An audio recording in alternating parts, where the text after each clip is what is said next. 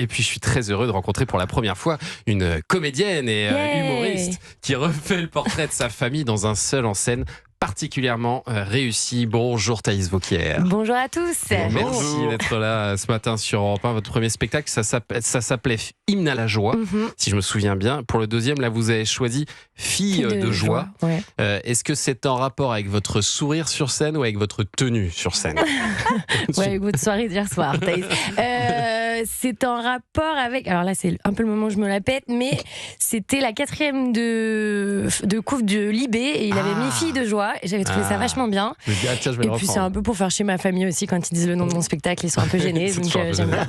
Et alors ce spectacle, c'est vrai que c'est une pièce de théâtre en solo, je pense qu'on peut le dire comme ça, hein, parce que vous avez respecté les règles de l'unité de temps, de lieu, d'action. Il y a vraiment un décor. En l'occurrence, c'est un repas de famille, sauf que votre famille se fait pas mal attendre. Ils viennent pas, on peut le dire. Ils viennent pas, on peut le dire. Oui, il n'y a pas de suspense, problème. vous Mais je pense pas qu'il y en ait, ouais. Je suis assez seule, ouais. Mais oui, il y avait un truc. Mon premier spectacle, c'était vraiment sketch noir. Et là, j'avais envie pour le deuxième, parce que c'est toujours un peu un pari, le deuxième, quand on se dit, ça va être très nul. Ouais. Et là, sur la famille, en plus, avec toute ma famille qui est au premier rang pour la première, je me dis, bon, peut-être je suis déshéritée, en même temps, il n'y a pas grand-chose, donc c'est pas grave. Mais bon, enfin. Comment ils ont réagi? Parce qu'alors, ils prennent assez cher. Globalement, ils viennent plus jamais du tout maintenant. Ils viennent plus du tout. Ouais, ils ont dit tiens, justement, après, on viendra pas. J'imagine que vous prenez des libertés avec la réalité aussi. Pas du tout, c'est vraiment des connards. Non, pas du tout. Oui, bien sûr. Non, franchement, c'est ma mère par exemple. Et ça, j'ai dit que je le disais à chaque interview. Non, maman, tu n'es pas le personnage. Voilà, donc ça s'est fait. Et ma mère, je lui ai envoyé vraiment tout le processus d'écriture en disant voilà, je veux pas qu'à la première, tout le monde se tourne vers toi d'un coup en disant. Je ne serais pas méchante. Et voilà. Et puis en fait, petit à petit, l'écriture aussi, elle s'est transformée où cette maman-là qui est un peu jalouse de sa fille et de la jeunesse qu'elle a plus machin, s'est transformée en un truc sur la ménopause que j'avais envie de raconter depuis un moment parce que j'ai découvert la ménopause avec ma mère, les copines de ma mère et tout ça. Et je me disais, on n'en parle jamais en fait de ce truc. On nous dit juste mais c'est bon, t'auras plus tes règles, ça va être super. Mais en fait, bouffer de chaleur, machin, c'est un peu l'enfer. Et donc du coup, à la fin, elle reprend le pouvoir un peu. Enfin, je voulais pas que ce soit gratos.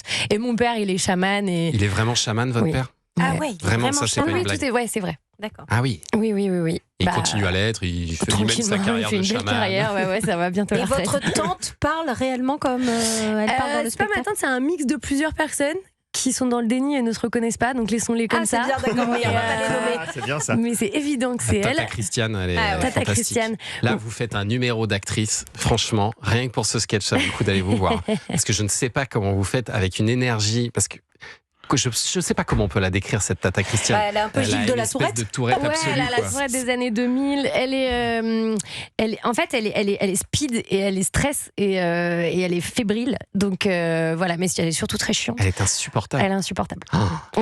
Et votre mère, elle est, enfin la mère telle que vous la décrivez, elle est particulièrement gênante, notamment dans ce sketch où elle s'approche de votre petite amie et elle essaye de le convaincre peut-être de changer de voie finalement, et d'aller vers s'intéresser plutôt à elle qu'à sa fille. C'est pas un truc qui vous est arrivé, ça? J'ai dit que je disais que c'était pas elle. Non, mais bon, disons que sans parler de ma mère particulièrement, j'ai déjà vu ce genre de truc de femmes qui viennent de divorcer et qui ont un truc de je vais me faire un petit jeune et tout, qui est sympa aussi parce que elles sont là, je sors de mon cours de bachata et je cours danser avec des jeunes et peut-être qu'un jour je serai comme ça, pourquoi pas, mais oui, d'ailleurs on trouve ça tellement cool que les mecs qui viennent de divorcer aillent se réassortir chez des petites jeunes, alors pourquoi pas l'inverse, mais franchement. Évidemment. Oui, après je pense qu'il y a toujours mon père par exemple qui a été avec des meufs qui avaient mon âge, je trouve qu'il y a toujours une limite à un moment quand on parle de références culturelles, de trucs comme ça, il y a un petit coup de vieux qui tape vraiment assez fort quand ils parlent des dessins animés de leur enfance machin et qu'en fait c'est les miens, c'est ceux de ses enfants. Et puis les soirées avec les potes où d'un coup on se demande il est le père de qui et en fait c'est le mec de quelqu'un. Donc je pense que c'est juste ce truc, c'est pour ça que moi j'ai jamais pu faire plus jeune ou plus vieux. Désolée, non, mais je pense qu'il y a une petite différence. C'est ça que des trucs des oreilles, je sais pas. Il est pas si vieux. Oui, c'est vrai. Allez, merci, bonsoir. Pardon. Non, mais alors moi j'adore quand vous faites ces personnages, mais parce que je trouve que c'est d'ailleurs ce que j'ai toujours aimé moi dans les spectacles d'humour, mais depuis Muriel Robin ou Valérie Lemercier jusqu'à vous, ce sont voilà les personnages sur scène, et j'imagine que c'est là que vous vous amusez le plus, non? C'est quand vous incarnez vraiment. Ouais, il y a un travail vraiment de comédienne. Oui, c'est ça. Moi, j'ai commencé par des pièces donc de café-théâtre. J'ai commencé, je faisais Buzz l'éclair, donc vraiment j'étais dans un truc du Molière, quoi. Mais non, j'ai toujours aimé faire des personnages, et puis ça, c'était un peu perdu à un moment. Il y avait beaucoup de stand-up, et j'aime bien les deux. Mais si je faisais que du stand-up pendant 1h15, je pense que je m'ennuierais un peu au bout d'un moment, parce que dans les personnages, il y a une sorte de transe d'un coup, on est vraiment dedans. Et parfois, quand on est vraiment dedans, on peut aussi partir en impro dans le perso. Moi, j'adore ces moments-là. Et je trouvais ça sympa. Et puis, je trouve ça ludique à regarder aussi, je pense, pour le spectateur. Ça rythme le spectacle aussi, bien sûr. Il y a aussi votre grand-mère qui ne vous parle que de votre horloge biologique, avec des phrases bien culpabilisantes. Bien sûr. J'ai trouvé ça très drôle aussi. Oui, elle dit je serai pas éternelle, je me sens déjà partir. Ça pourrait égayer la maison. C'est à quoi je réponds. Va chez Jiffy.